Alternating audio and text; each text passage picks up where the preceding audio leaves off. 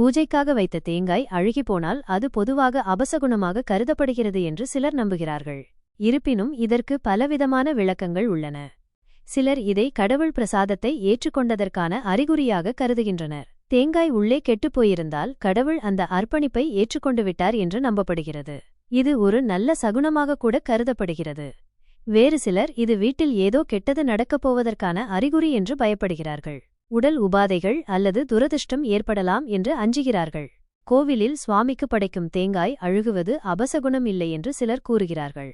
ஆனால் வீட்டில் வைத்திருக்கும் தேங்காய் கெட்டுப்போனால் அது துரதிர்ஷ்டத்தை குறிக்கலாம் என்று நம்புகிறார்கள்.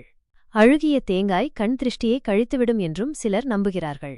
நமக்கு வரவிருந்த தீய சக்திகள் மற்றும் கெட்ட பார்வைகள் தேங்காய் மூலம் விலகிவிட்டதாக கருதப்படுகிறது. தேங்காய் கொப்பரையாக இருந்தால் வீட்டில் சுபகாரியங்கள் நடக்கும் என்று நம்பப்படுகிறது. உடைந்த தேங்காயில் பூ இருந்தால் வீட்டில் தனலாபம் மற்றும் மகிழ்ச்சியான விஷயங்கள் வந்து சேரும் என்று நம்பப்படுகிறது. ஆகவே பூஜை தேங்காய் அழுகிப்போனால் என்ன நடக்கும் என்பது அவரவர் நம்பிக்கையை பொறுத்தது. இதில் பயப்பட தேவையில்லை. அழுகிய தேங்காயை என்ன செய்வது?